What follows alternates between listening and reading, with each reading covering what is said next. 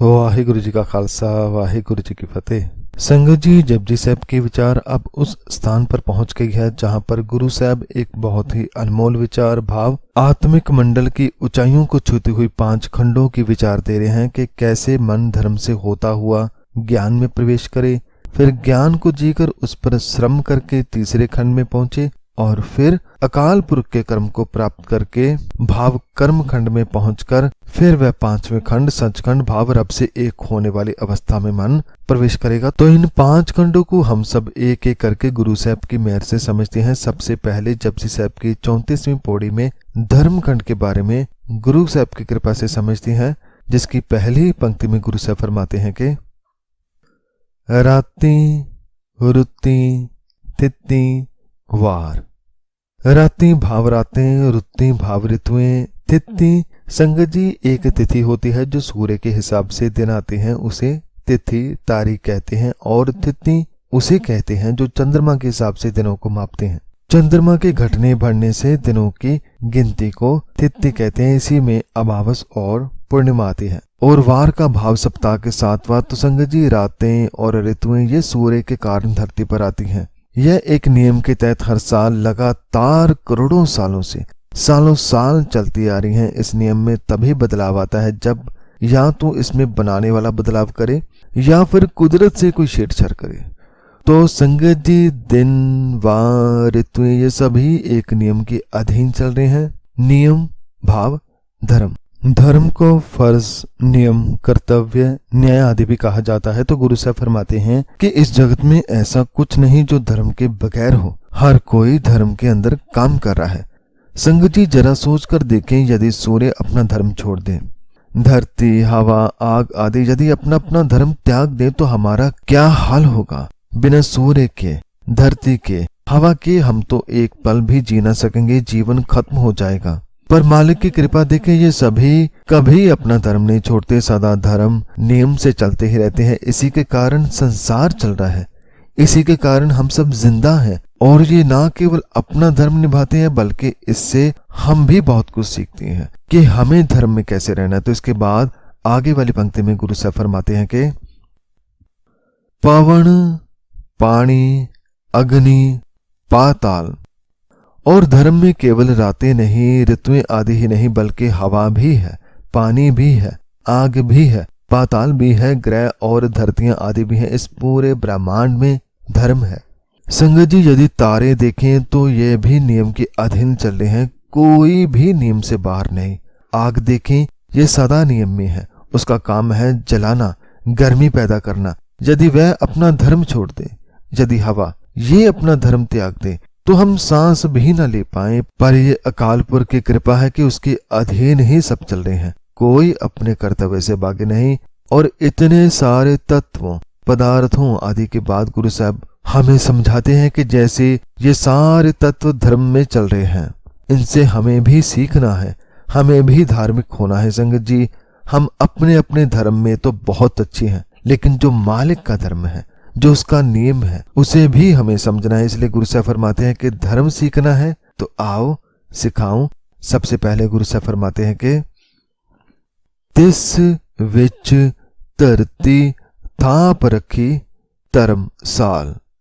धर्मसाल का भाव धर्मशाला भी होता है, जहां पर आए गए को पनाह दी जाती है, और धर्मसाल का भाव धर्म कमाने वाला स्थान भी होता है। तो गुरु साहब फरमाते हैं कि अकाल पुरख ने जीवों के लिए धर्म कमाने के लिए धरती को धर्मसाल बनाकर थाप दिया, भाव टिका दिया है। तो धरती को टिकाकर इसमें अलग अलग तत्व रखे, पदार्थ रखे, पेड़ पौधे रखे, जीव जंतु रखे, और हर एक को धर्म में रखा, एक नियम में रखा। संगत जी यदि हम अपनी बात करें, इंसान यदि सीखने वाला हो तो हर किसी से सीख सकता है, क्योंकि मालिक ने हवा में धर्म रखा, पानी में, आग में, दिन रात में, हर किसी में धर्म रखा। गुरबानी में फरमाने है कि ये समंदर भी अपने धर्म में है। यदि देखा जाए तो धरती सिर्फ एक हिस्सा है और 3 हिस्से पानी। यदि पानी चाहे, समंदर चाहे, एक पल में बाकी बची धरती को समाप्त कर सकता है, लेकिन वह धर्म में है। और हर कोई अपना अपना नियम मालिक के धर्म मुताबिक जी रहा है। तो जीव को धर्म सीखने के लिए, नियम सीखने के लिए धरती धर्मसाल के रूप में दी है। जहां पर हमने धर्म को कमाना है। यदि हम धर्म, नियम, अपना अपना कर्तव्य संभालेंगे तभी हम जी सकते हैं, तभी धरती पर जीवन कायम रह सकता है। तो गुरु साहब धर्मखंड को थोड़ा और विस्तार देते हुए फरमाते हैं कि तिस विच जी जुगत के रंग। भाव जी जो अभी धर्मशाला है, जो धरती अकाल पुरख ने पैदा की है, इसमें अलग अलग तरह के जीव जंतु, तत्व, पदार्थ आदि पैदा किए, इन सब में धर्म को लगाए। भाव हर कोई नियम में है संगत जी। यदि नियम ना हो तो यहाँ पर कुछ भी ना पैदा हो सकता है, ना ठहर सकता है। तो निरंकार ने धरती को धर्मशाल बनाकर यहाँ पर धर्म कमाने का स्थान बनाया। और जैसे कि पहले जाना कि धर्म केवल इंसानों में नहीं होता, हर चीज जो मालिक ने पैदा की है वह हर कोई धर्म में है, और इसे सभी बड़े अच्छे तरीके से निभा भी रहे हैं। और फिर चाहे वह आग है या पानी, हवा है, दिन रात, ऋतु है या फिर कोई वार महीना, ये सारे अपना अपना धर्म निभा रहे हैं, इसलिए हम जीवित हैं। संगत जी हमारे मन में ये भी सवाल आ सकता है कि दिन, महीने, वार अकाल पुरख ने नहीं बल्कि ये तो इंसान ने बनाए नहीं, केवल इन्हें नाम दिए। लेकिन ये नाम भी तभी आए जब सूर्य, चांद और धरती ने मिलकर अपना अपना धर्म निभाया। जब हर कोई सही समय पर अपने अपने नियम से चला, तब जाकर दिन बने, वार बने, तिथि बनी, महीना बना। तो गुरु साहब इस पंक्ति में फरमाते हैं कि धरती, इस पर अनेकों तरह के जीव हैं। और कमाल की बात देखें, हर किसी की जुगत भाव, हर किसी का रहन सहन, खान पीन सबका अलग अलग है, लेकिन भिन्न भिन्न होकर भी एक ही धरती पर सब अपना अपना धर्म बड़े अच्छे से निभा रहे हैं।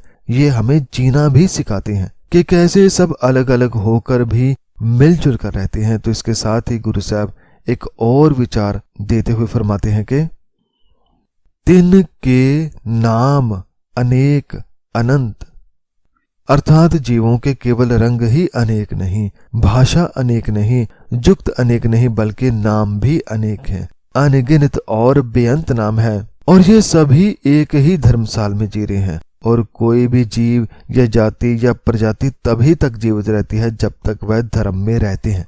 जैसे ही कोई अधर्म के राह पर चलता है, भाव जब कोई ईश्वरीय नियम तोड़ता है तो उसे उसका फल भी उसे साथ ही में मिल जाता है। और यदि कोई पूरी जाति ही नियम भंग कर दे तो उस जाति का नाम भी संसार से मिट जाता है, वह अपने विनाश का कारण खुद बनता है। गुरु साहब इस विचार को थोड़ा और साफ करते हुए आगे वाली पंक्ति में फरमाते हैं कि कैसे विनाश होता है, कैसे जब हम नियम भंग करते हैं तो उसका फल क्या होता है। इसके बारे में गुरु साहब फरमाते हैं कि कर्मी कर्मी होए विचार। भाव जीवों के नाम चाहे अलग अलग हैं, देश अलग अलग हैं, स्थान अलग अलग हैं, जुगतियां अनेक हैं, रूप अनेक हैं, परंतु हर किसी को उसके किए हुए कर्मों के अनुसार ही विचार मिलती है। भाव किए हुए कर्मों के हिसाब से फल मिलता है। कहने का भाव कि यह धरती, चाहे इस धरती की बात करें, शरीर की बात करें या मन की बात करें, ये सभी धरतियां हैं। और हर एक धरती पर हम जो भी बीजते हैं तो वैसा ही फल हमें खाना पड़ेगा। ये धर्मसाल का धर्म है, यही धर्मखंड है कि हम जो भी बोएंगे वही खाएंगे। मन में यदि बुराई बोएंगे, नियम के विपरीत चलेंगे तो दुख पाएंगे, रोग पाएंगे। ऐसे हम शरीर को यदि कुछ गलत देंगे, चाहे भोजन है, हवा है, पानी है, कुछ भी, तो उसका फल हमें साथ के साथ मिलता जाएगा। शरीर रोगी हो जाएगा, दुखी होगा, कमजोर पड़ जाएगा। ऐसा ही नियम धरती पर है। जब हम कुदरत को उजाड़ेंगे, उसका ख्याल न रखेंगे तो वह बिखर जाएगी। संगत जी यदि हमने हवा ही खराब कर दी, पानी खराब कर दिया, तो फिर जीवन कहां से आएगा। इसलिए कुछ ज्यादा नहीं तो हम खुद को तो बदलें। यदि हम केवल अपने अपने नियम, धर्म, फर्ज, कर्तव्य सही से निभाएंगे तो बाकी किसी को ठीक करने की जरूरत ना रह जाएगी, क्योंकि वह अपना अपना फर्ज जानते हैं। हम ही भूल जाते हैं। यदि हम हर एक नियम का पालन करें तो सूर्य की तरह हमारा पूरा जीवन ही चमक जाएगा। क्योंकि यहाँ पर जब विचार की बात आती है, जब फल की बात आती है, तो हमें ये बात याद रखनी है कि उस मालिक का दरबार कैसा है, वहां कैसा नियम है, कैसा धर्म है, कैसी विचार है। जैसे कि गुरु साहब आगे फरमाते हैं कि सच्चा आप, सच्चा दरबार। संगत जी हर मन के अंदर उस सच्चे निरंकार का वास है। हर मन उसका दरबार है, हर स्थान ही उसका दरबार है, वह हर कहीं है, हर कहीं उसका धर्म चल रहा है, उसका हुक्म चल रहा है। और गुरु साहब फरमाते हैं कि वह अकाल पुरख आप सच्चा है, खुद सच्चा है, और जैसा वह आप सच्चा है वैसा ही उसका दरबार भी सच्चा है और उस तक वहीं पहुंच सकता है जो मन उसके जैसा सच्चा बने, सत्य का रूप बने। तो गुरु साहब समझाते हैं कि जीव जैसे जैसे कर्म करता है वैसा वैसा ही उसे फल मिलता है, क्योंकि मालिक का ऐसा सच्चा दरबार है कि वहां कोई झूठ नहीं बोल सकता, वहां कोई रिश्वत आदि नहीं चलती। हम जैसे कर्म करते हैं उसका फल साथ ही में वैसा ही मिलता जाता है। संगत जी, यदि हम बुराई में फंसे रहे, नियम तोड़कर भटकते रहे, तो हम रब से तो दूर होते ही हैं, खुद से भी दूर हो जाते हैं, परिवार से दूर हो जाते हैं, हम अपने आप को बर्बाद कर लेते हैं। लेकिन जो धर्म को समझते हैं, जो जानते हैं कि मेरा धर्म क्या है, मैंने क्या बोलना है, क्या खाना है, कैसा व्यवहार करना है, कैसे लोगों से, कुदरत से प्रेम करना है, कैसे विकारों से मुक्त रहना है, वह मन फिर ना केवल खुद को संवार लेता है बल्कि वह मालिक के दरबार में भी इज्जत पाता है। जैसे कि अगली पंक्ति में गुरु साहब फरमाते हैं कि तिथ्य सोहण पंच प्रवान।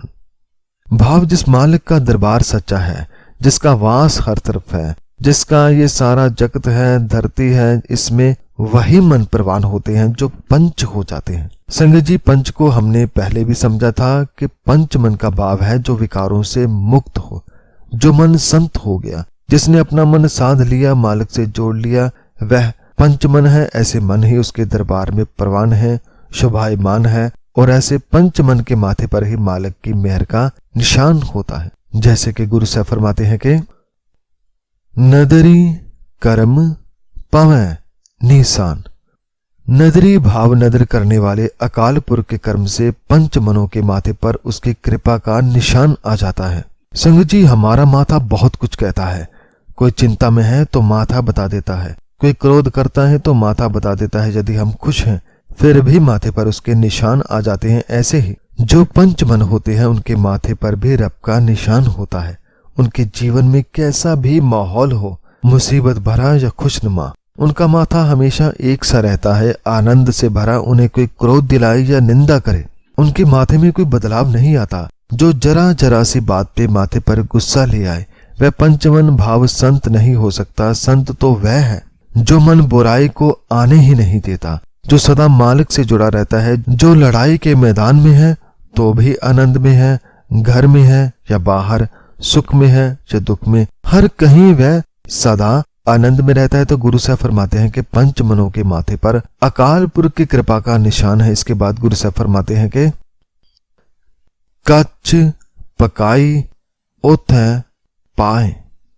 धर्मखंड में गुरु साहब एक और बहुत प्यारी शिक्षा जोड़ रहे हैं कि इस धरती पर हमने धर्म कमाना है। हम यहाँ से हर एक तत्व से, पदार्थ से धर्म सीखकर जीवन को अच्छा बना सकते हैं। और यदि यहाँ कोई बुरा है, कोई धर्म में कच्चा है, तो हमें जज बनकर उसे मुजरिम नहीं ठहरा देना कि तू कच्चा है, तेरा जीवन बेकार है। नहीं, हम न्याय करने वाले नहीं हैं। न्याय करने वाला केवल अकाल पुरख हो सकता है, जो आज कच्चा है कल पक्का हो जाए, कल को वह रब से जुड़ जाए। तो गुरु साहब फरमाते हैं कि कच्च भाव कौन कच्चा है और कौन पक्का है, इसका परीक्षण प्रभु के दरबार में होता है। संगत जी, हमारा मन भी उसका दरबार है, और जब कभी हम इस दरबार में सिर झुकाकर अपने जीवन की ओर देखते हैं तो क्या पाते हैं कि मेरा जीवन कैसा मैल से भरा है, कितना क्रोध है, कितनी नफरत है, कितनी भूख है, कितना अहंकार है, भाव मैं कितना कच्चा हूं। संगत जी, हमारे अंदर उसका दरबार होता है, तभी हम जान पाते हैं कि मैं कितना पापी हूं, कितना कच्चा हूं, और ये विकार पाप ही हमारे दुख और रोग का कारण बनते हैं। पर यदि यही मन गुरु की वाणी से जुड़कर खुद को निर्मल कर ले, खुद को संवार ले, तो वह कच्चा मन भी पक्का हो जाता है, प्रभु के प्रेम में पक जाता है, और फिर वही दरबार है, वही हम है। पर अब मन में आनंद है, खुशी है। क्यों? क्योंकि अब हम धर्मखंड को समझ चुके हैं। अब हम अपने आप को देखकर कह सकते हैं कि मैं धर्म निभा रहा हूं, मैं नियमों का पालन कर रहा हूं। नियम केवल मन के नहीं, तन के, इस धरती के। तो जब हम पूरी तरह से धर्मी हो जाते हैं तभी हम इस खंड में प्रवेश कर पाते हैं। तो गुरु साहब फरमाते हैं कि कच्चे और पक्के का परीक्षण केवल मालिक के दरबार में होता है। इस बात को और पक्का करते हुए इस पौड़ी के अंत में गुरु साहब फरमाते हैं कि नानक गया जापै जाए, अर्थात हे नानक, इस तथ्य का निर्णय कि कौन सच्चा है कौन पक्का है, इसका निर्णय अकाल पुरख के दरबार में जाकर ही होता है। हम और आप ये निर्णय नहीं कर सकते कि कौन कच्चा है कौन पक्का, क्योंकि इस जगत में कौन कब बदल जाए ये हम नहीं जान सकते। जो आज बुरा है हो सकता है कल अच्छा हो जाए, रब से जुड़ जाए। जो आज नशा करता है कल गुरबानी का ज्ञाता हो जाए। तो हम ये निर्णय नहीं कर सकते कि कौन सही है कौन गलत। हम केवल अपना अपना देख सकते हैं कि हम क्या हैं और हमें कैसे बदलना है। इसलिए गुरु साहब फरमाते हैं कि कच्चे पक्के का परीक्षण कोई और नहीं बल्कि दरबार में होता है, मन में होता है। सत्य का शीशा जब सामने हो तो हमें पता चलता है कि हम कहाँ खड़े हैं।